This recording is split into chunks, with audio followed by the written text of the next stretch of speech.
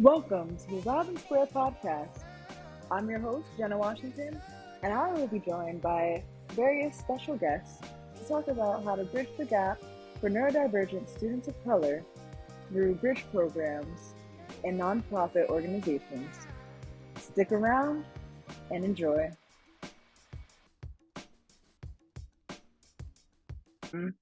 And that kind of leads me on to the next piece about where I do want to go. So, as I mentioned, um, I am interested in like nonprofit, non-governmental work.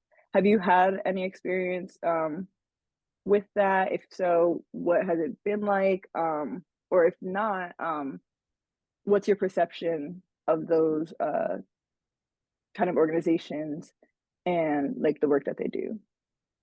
For sure. So it's funny because I don't really think about this much, but I would say majority of my work experience has honestly been with nonprofit, whether it be like internships or work that I was doing throughout my senior year alongside paid jobs under, companies for profit. So to start from the beginning, that was a nonprofit, but I technically started working when I was like 13 years old. It was legal, I promise.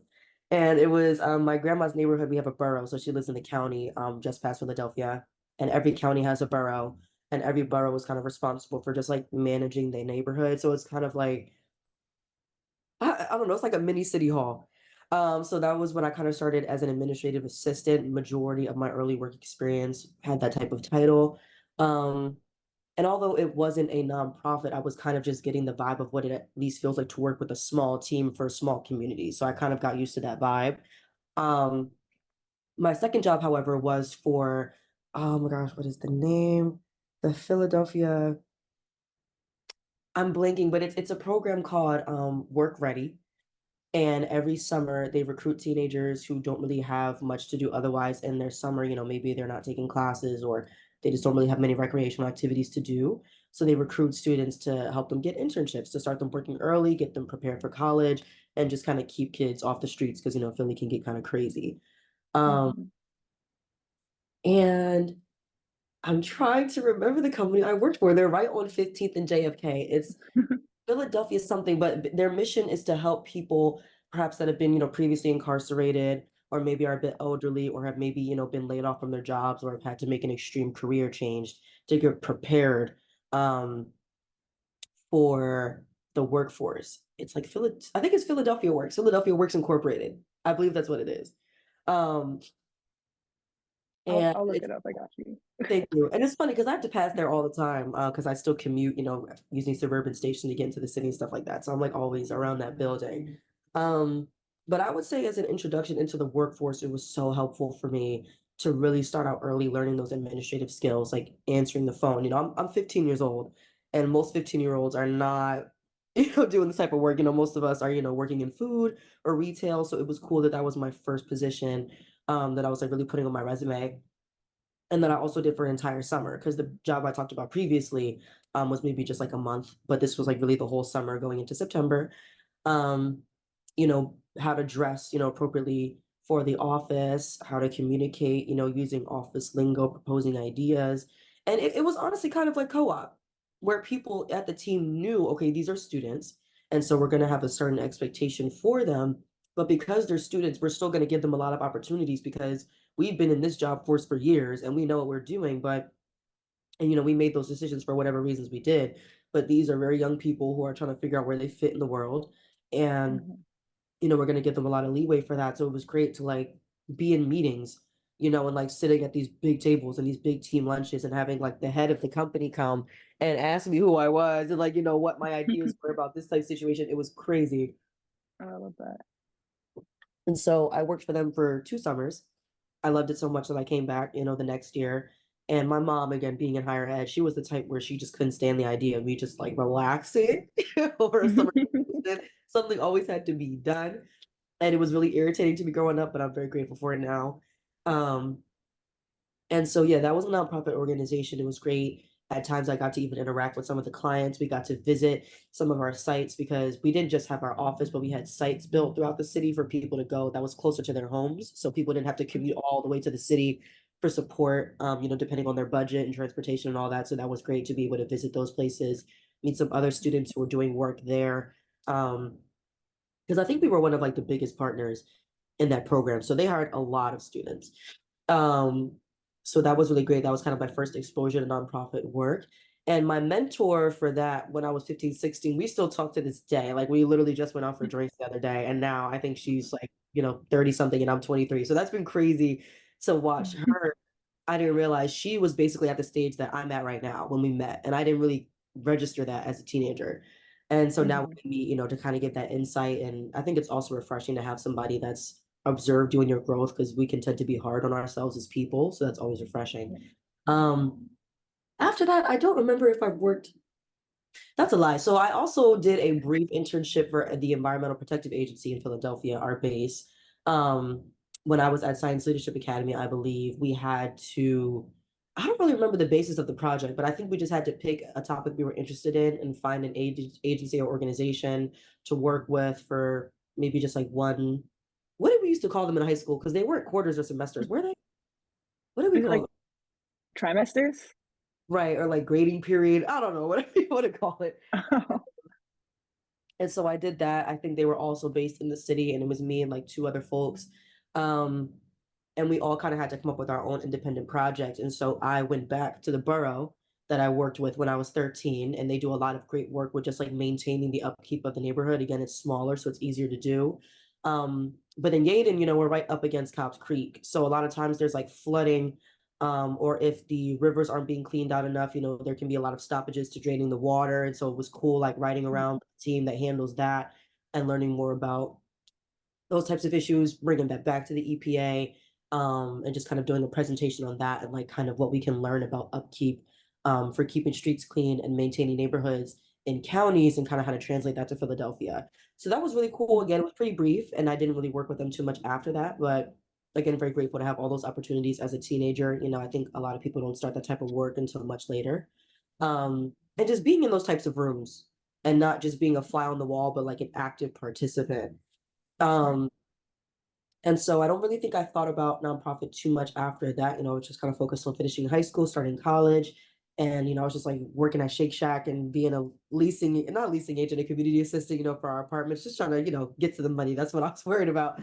But when I went to Puerto Rico my senior year with Steve Dolph, I was his teaching Mhm. assistant for that course, an amazing trip. Basically you go to Las Marias, which is more in the mountains of Puerto Rico, not as much in, the capital, San Juan area or on sea level.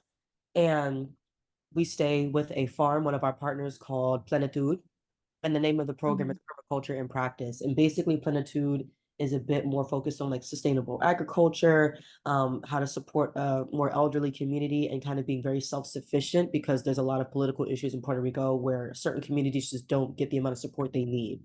And what can you do about that instead of just kind of accepting defeat, but being like, okay, if we can't depend on our government, we have to do something.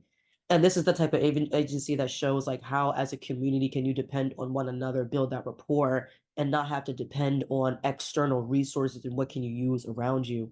So that was really cool to see. We were there for a week, I believe, and they are a nonprofit organization, but they do get like grants. They apply for federal grants and things like that. And the owners are American, so that kind of helps out with that. Well, Puerto Ricans are American too. That's a whole other topic. Girl, don't They're even. like born and raised, like Midwesterners and from the South and all that, so they kind of had those connections anyway. Um, and so witnessing that and seeing nonprofit efforts in communities that I'm not from was interesting because, I had all that context in Philly of, I'm born and raised Philadelphia, so this makes sense to me on why things work this way. But starting from scratch in Puerto Rico and having to do a lot of research before we went, and then again, I was the TA, so I felt even more responsible for really knowing what was going on. Mhm. Because, students were coming to me asking questions, which is really cool. Um, but I was really inspired by that trip, and although the whole trip overall was amazing, Steve and I did notice an issue where, we were there for 7 days, and for the first 6 days, you're in Las Marias, you're outside the capital, you're on this farm, Mhm. you're eating completely vegan, like you're just kind of separated, from everything. It's kind of like an escape. On our last day, we went to Loíza, Puerto Rico, which is closer to the capital.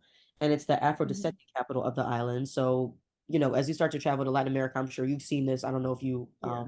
how far you traveled in Peru. Um, but in South America, if you go anywhere and you see a neighborhood of predominantly Black people, it's because at some point in the past, when slavery was either abolished legally or when people, forcibly brought themselves out of it, that's where they settled. It's not really just Right. random. And they stayed there, or they have been made to stay there from, different factors. And Mhm. so going there was really crazy because you mentioned that you're Haitian American second generation. I'm Senegalese American. My mother was born here. My father was born in Senegal. Again, they met at Temple, but I've never been to Mhm. Senegal. But before I even really started doing my research, something was telling me that I had some type of tie to Louisa. I just felt very Mhm. connected to that place. And I was like, maybe I'm just being delusional because I'm seeing a lot of people that look like me and I'm just excited. But come to find out, we're visiting nonprofit organizations, one of which is COPI, which is, let me try to remember the name, something, something Integra. I forget what it stands for, and it's in Spanish too, so it's missing me right now. But basically, they are focused on bringing that autonomy and agency back to Los Seños on like Okay. dominion over their area. Mhm. And essentially, the Puerto Rican government is trying to put regulations on them of, okay, we understand you guys are born and raised here and your ancestors understand how to work with this land, but we don't really care about that because we don't want people to have too Mhm. much agency on what's going on around them. Like we need to be the ones to come Right. and send people to do these cleanups and to, take care of these water issues and water sanity. And we can't trust that everyday people are going to do it correctly. But then the Right. gag is they don't really send people to do anything about that. And so Mhm. this agency is more focused on, no, we're going to push back on that. And we understand how to do this work. And we're tired of sitting around waiting for other people to come and help us, especially because Yeah. Puerto Rico is such like a hurricane prone area. So there's really not time to wait for situations like that. Um, Mhm. Beautiful, beautiful team. I think it's mostly like family run, amazing people. They also do like dance classes. They have an education, summer program for the youth, teaching youth more about plant species, animal species, getting them more well versed in the environment around them. And Right. so being there, I discovered that a lot of Senegalese enslaved people that were brought over to the Americas were taken to this specific area, like not even Puerto Rico Oh as a wow. this specific area. Yeah. And I'm like, that's crazy because when you start to walk around and you look at the flag of Louisa and you start to look at things, like you see, a lot of crossover. So Yeah. that was very heartwarming for me. And just learning more about like where did people really end up, because if you don't really deep dive into that, it's not really something you have to be well Mhm. versed. But it's something that can be very fascinating. Of course, the legacy of slavery was so huge in the United States, but a majority of slaves did end up in the Caribbean. That's a fact. Right. Um, Right. And so that whole trip was amazing. But again, that all these like revelations I'm talking about was all happening in one afternoon, literally. Right. Oh wow. I'm Wow. kind of like, damn, like there's so many questions I have, but we don't have time. We have to go to the next one. Um, Another place that we visited. I'm so annoyed with myself that I'm missing all of these names, but there's another place right up the street, that's basically like an African cultural house. And Mhm. it's, it kind of serves as like an exhibit, for art, but it's also a place for people to come and learn, for scholars to congregate. Um, and the owner, I know her first name is Maria, I forget her last name now, but she is prolific and, Mhm. nonprofit work, especially for supporting Afro-descendant peoples between New York and Puerto Rico. She's a born and raised, what do they call them, New Yorkian. She started kind of a museum in New York. She's one of the first Black women to start a place like that to commemorate African art, Puerto Rican art, the Oh relationship between, wow. you know, Puerto Rican's African roots and like, the Latin America, the Afro-Latino experience, basically. Um, and so I was mentioning, Dr. Malefe Asante before, they know each other. My mom actually graduated from the same program she did at Temple. So it was starting to get Oh my crazy. gosh. The way all Yeah. these was overlapping. I was like, okay, it's getting scary. But again, I got to have a brief conversation with her, but there just wasn't that much time. So when Steve and I came back to Drexel, we said, you know what, we're going to apply for a grant because we need to do more work here. And there's more Mhm. opportunity to expand on our partnerships with these, with these organizations and the way that we're building it into this program. And so we have a department at Drexel called Undergraduate Research and Enrichment Programs. and they do a lot of funding for students. I believe they help to fund the STAR program that freshmen can do over the summer. They fund students Okay. conferences abroad or domestically in the United States for research, whatever. If students may want to do research, whether it's domestic abroad, you can get funding for that. But of course, you have to apply. So Mhm. we applied for the grant the first time, didn't get it. Applied the second time, got it. So that's my spring term of my senior year was insane. If you remember, I was literally at the Latino graduation to support my friends. I was at Yeah. in ceremony, received my award, which I'm still very grateful for. And then I think the next day I flew out to Puerto Rico to Oh do my my God. research. And when I came back, I had to like do my grad shoot. I had to get my pictures taken. It was but it was really fun. I was really grateful for that opportunity and to go back as an independent I person, love that.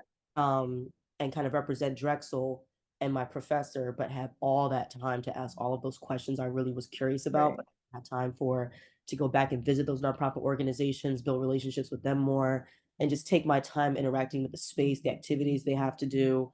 I got to kind of ride through um the coast of Puerto Rico and see like their mangrove maintenance, which was crazy. Mangroves are really, really smelly, but they're so cool. Yeah. And like the environmental science major in me was coming out. I was like, oh my God, this is what I used to really want to do before I Wait, switched. how long? This Sorry, I have a question. How long were Mhm. you there for? I was there for 5 days, I believe. 4 nights and 5 days. So this Oh my was God. a it was like the last week of May, or maybe like the second to last week of May. Um, Mhm. so ideally I was supposed to do that in the winter, so I had more time to congregate my research and everything before I graduated. So to this day, I still haven't really been able to sit down and do that. I was keeping track of everything when I was there, but basically graduated, was an RA over the summer, and then started working.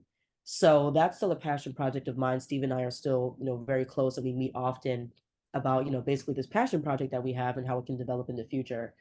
Um, fingers crossed, ideally in 2 or 3 years, we would love to take a group of students interested in environmental studies, environmental science, community development, racial dynamics and the history of politics between Puerto Rico, United States, all of that. If you have interest in really any of those fields, going Mhm. to Louisa would be relevant for you. And we would love to add another program to education abroad that's a bit more catered to Black undergrads and Black students or anyone just curious about Black studies. Um, so it's a very exciting time in education abroad now. We just launched a new program in the West Indies. So it's our first I partnership did with see a that. dominantly Black institution. Yes, super, super exciting. My boss is an amazing woman and has managed, put all those together. So now we can send students to Jamaica, Barbados, Trinidad. We have a new program in Cape Town, South Africa, developing another. We still have our program in Senegal and then Puerto Rico, of course. So really trying to expand on those. Um, but yeah, so I would say I'm grateful now to be in the position I'm in, in higher ed, to be able to have access to all these different fields and to have mentors and bosses who have worked in nonprofit or still actively work in nonprofit alongside their jobs and seeing how you can incorporate that into other elements of your life. Steve still works with the Puerto Rican community in Philadelphia. There's a nonprofit organization. Um, Forgetting the name of that now too. I'm very sorry, you guys, but it's Good. a garden in Kensington where they invite Puerto Rican youth to come and kind of have more. It's called something sovereignty. Forget the word, but like just having more agency on like knowing how crops work and um just kind of like going back to your roots, living in a city can be difficult to do that. And so they kind of create that space for that. Right. So it's also cool to see, you don't have to fully commit yourself to nonprofit either. If you choose to, you can, but you can also find a way to support yourself better to be able to support those missions and to be able to call on partners from other aspects and gain funding in other ways. Like there's so many ways that you can help bolster that. Mhm. Grateful to have been able to observe my mentors do that for so long. So yeah, but there's a lot of nonprofit in Philadelphia. If you like nonprofit, Philly is like the place for you. Like there's no lack of choice, if that's something you're interested Right. in. Yeah. No, girl, we got to do like a follow-up Yes. lunch or something to talk about all this. I'm gonna listen to it back and like write up some more questions. Absolutely. I'm down for that. Um, Do an episode two. yes. I I don't want to take up too much more of your time. I know I had a couple more questions. What would be your advice to me in my future endeavors? And then Mhm. also, what is a piece of advice or some type of resources that you would have wished you received earlier in life, or something that you would have told yourself, if you could, like your younger self? For sure. So I would say, well, it's funny that you mentioned, Bridge and Thrive because I was never really an active participant in those, but I was always adjacent to them.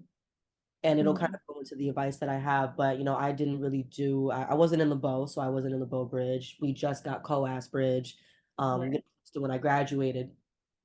And my first co-op was with the Center of Inclusive Education and Scholarship. So that's when we formally met when you were a mentor for Thrive and I was the co-op. So I was like Got you, yeah. kind of managing y'all, not really, but yes. I was like, putting on the events and letting you guys know, like, here's what we're doing tonight. If you want to come, if you want to, help me set up these games for the students, whatever, catering the lunch and all that good stuff. So I got to see how it worked. I got to help coordinate it, asking people to come and speak, all of those things, but I still was an active participant. But I was kind of like a mentor in that way, of like unofficially, Yeah. because I was still meeting all those students. I loved talking to them. Um, and I would say one of my main pieces of advice would be to definitely just continue to maintain the relationships that you've gotten from those. Um, and I'm not perfect at this myself because I think you and I are both in spaces where you just meet so many people doing so many amazing things. Right. And I know I personally have been a bit overwhelmed post grad, just trying to stay in touch with everybody. Um, and I'm still working on that, honestly. Like for the most part, I'm the type where if I just know that I hold you in my heart, like to me that works, but I'm understanding that people like need to have that said out loud as well, like check up Mhm. see how they're doing.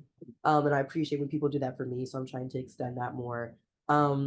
But you really just never know because when I first met Ahaji, I thought she was super cool, but I thought she was like too cool. You know what I mean? I was like, I have no business Yeah. like even speaking to this woman, like she's so busy, like I doubt this is somebody that could really play an active role in my life. And then she has literally like taken me under her wing in the last year. And I truly feel like the opportunities I've gotten between her and Steve, I probably would have found or came across, but I don't think I would have pushed myself to pursue them if Mhm. it wasn't for their support and for their backing. And so I would say, yeah, definitely try to, just put some words out here and there when you're, starting your spring term. I would definitely just put a message out to people in your network because Anaya Cherry, who I know actually told me this Right. when she was about to graduate or when I was like halfway through senior year, and she said when I was about to graduate I literally sent an email to anybody in my network regardless of if I deemed them important or not, just anyone I had a conversation with that was doing work that I wanted to do, and just letting them know what my interests were, that I'm graduating soon, and let me know if you have an opportunity that you think works for me. And I was like, oh, you can do that, so I thought that was like a bit, on the nose, but obviously she's doing very well for herself now, and we're still very close. And so seeing her, maintain those connections on her end and the opportunities that she's gotten, I really took that to heart. And I definitely tell that to people now. Like exhaust your network. Don't feel like you have to specifically pick out the people that are doing the exact type of work that you want to do right now, because the work that you want to do could be different from a year or two. And Mhm. it's good to kind of keep those people close that are actively in those roles that you see yourself doing currently, but to kind of consider, okay, what else could I see myself doing? Or like, what other things have I not considered that could work for me? Or even those things that you aren't sure would work for you, to maybe sit down and talk to that person and they might shed some light on it that can make you think, oh, because that's how I felt with higher ed. I never felt like I wanted to be a teacher. I never, you always No. hear so Right. much rhetoric about how teachers don't get treated well, especially in Philly, um, and in the US system. But Mhm. in my head, that's because I was limiting myself to the higher ed equals teacher. Like that's just what I Right. thought. I didn't understand there was so much diversity to the roles you could have and the ways you could interact with higher ed spaces.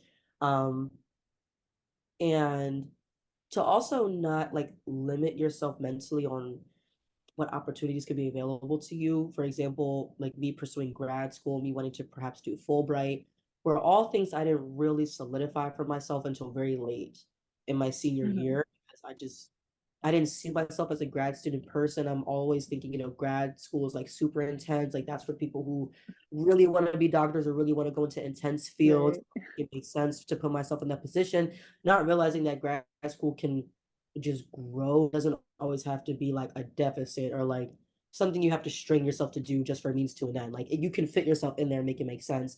And especially now that I'm Mhm. working with Drexel and I'm gonna get that tuition permission, a little silly to not do that. Um, Right. and Fulbright, like I thought Fulbright was something you had to do. out the gate. And I was starting to freak out senior year, like, oh my God, I'm not ready for this. And if I don't do it now, it's just never going to happen. And then talking Mhm. to people and being like, no, you can literally do Fulbright at any point. Basically, um, had no idea about that. So yeah, just I think a lot of times I saw this quote the other day where it was like, sometimes we find ourselves walking away from the door before we even try to open it or something like that. Or like you see it's Mm, locked and you don't even try to turn it, you just assume you can't open it and you go away. And I think right. that's what I was doing a lot in my senior year and just mentally turning myself down from things before I even asked questions or thought to pursue it. And so my Mhm. mindset's really changed about that. And something else I heard was don't ever assume somebody's going to tell you no, let them tell you no. Because a lot Right. of times it really could turn out to be a yes. And I think I saw that a lot throughout my senior year. So I'm very grateful. Um, and I guess that would always count, or that would also count to advice I would give my younger self for sure. Um, and I still feel like, I'm technically my younger self right now. So I'm kind of like trying to, give all those things to myself now. So the older version of me is like, okay, sis, thank you for doing that work. So we could just do it. Um, Right. yeah, so Wow. Well, thank you again, Cara. I really, really, really do appreciate you being it's able to interview with me. Like I said, I'm gonna reach out to you after because like we gotta catch up again yeah, for and sure. just talk about all of this amazing stuff that I'm just now hearing of. But no, I think I'll definitely take all that you had said into account in terms of, like I said, my future endeavors, like what I plan on doing. I've heard a lot of networking, staying in touch with people. I know you said it could be overwhelming, but I'm even getting back into that little by little. And I hope that through this podcast as well, like even when I share it out, that um, I am able to that we are able to inspire other people to do, similar work or at least, follow their passions and whatever life has in store for them. So yeah, with that being said, thank you again. And I appreciate your time. Thanks for listening. And thank you to our special guest for being part of the Robin Square podcast.